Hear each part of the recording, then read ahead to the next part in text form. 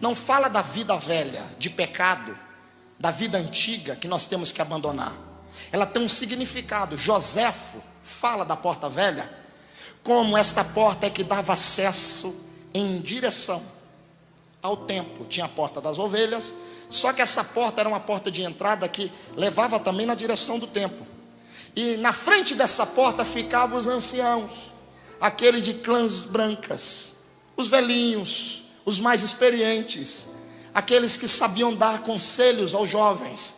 Eles ficavam na frente da porta velha, abriam a Torá e contavam a história do Deus de Israel para todos que passavam. Neemias observa e Neemias vai dizer: 70 anos a história do nosso Deus está caída. É tempo da gente levantar essa história novamente. Então Neemias não vai edificar outra porta, primeiramente, senão a porta velha, que aponta para a palavra. Neemias reforma, ele não troca o molde original, ele faz uma reforma. Ei, Deus até aceita a reforma, mas Deus não aceita substituição. Aleluia.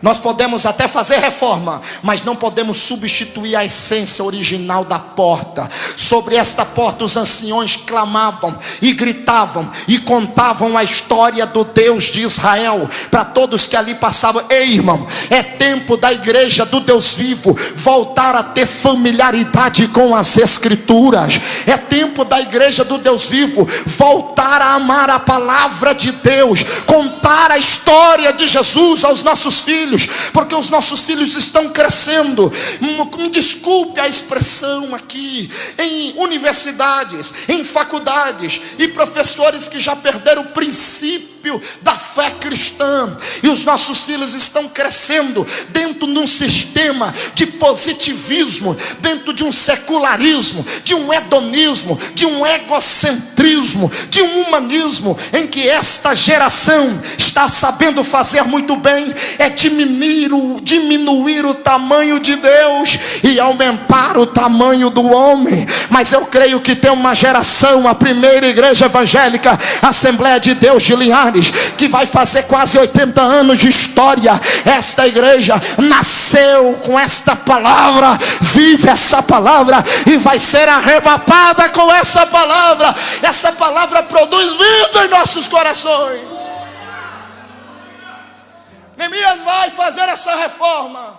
A história do Deus de Israel volta a ser contada novamente. Só que tem outra porta, termino aqui. Neemias vai reformar a porta do peixe. Diga bem forte: a porta do peixe, porta dos pescadores. Joséfo também fala que esta porta, na frente dela tinha uma pequena alfândega, aonde eram cobrados impostos. Era a porta que entrava os alimentos da cidade. Todo o alimento que abastecia Jerusalém entrava pela porta do peixe. Esta porta era a única das 12 que não tinha tranca pelo lado de fora, ela só tinha tranca pelo lado de dentro. Isto significa que ela só poderia ser aberta por intermédio de quem estava adentro da porta.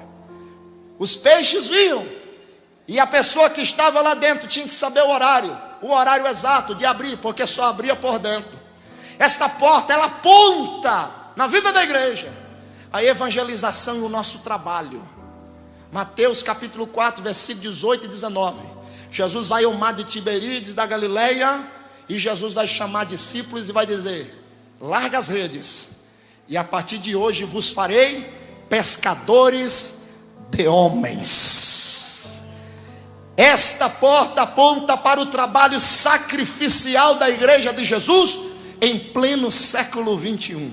Nenhum de nós estamos isentos dele. Esta porta aponta para o trabalho que nós devemos exercitar diariamente, constantemente, para que o reino de Deus cresça cada dia. E é sobre esta porta que eu quero falar rapidamente. Ela era aberta pelo lado de dentro. Então os pescadores vinham, traziam seus molhos, traziam os peixes, depositava ali a parte que era a carga tributária, e os demais entravam para dentro da cidade. Só que no detalhe é o seguinte: o peixe aponta para as almas, o peixe aponta para os pecadores. Se a porta só era aberta pelo lado de dentro, isto significa que Jesus não deu a mais ninguém, a não ser a igreja, a chave que abre a porta da evangelização. Se a igreja negligencia, se a igreja não obedece, se a igreja não abrir, não tem como os pecadores virem aceitar a Jesus como Senhor e Salvador.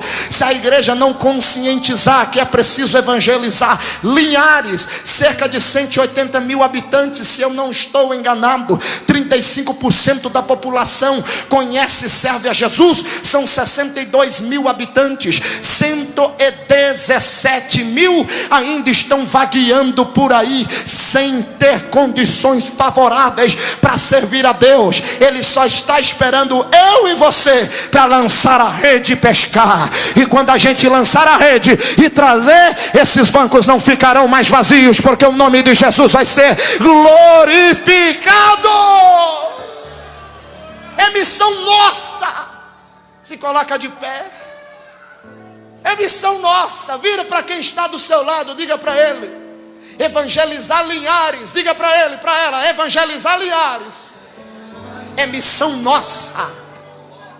Diga assim bem forte, diga: Deus, eis-me aqui, Deus, ajuda-me a evangelizar esta cidade.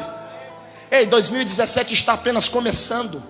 Deus pode usar a sua vida como uma ogiva nuclear, como uma bomba atômica, como um dínamo, para explodir com o inferno, e o nome do Senhor ser glorificado.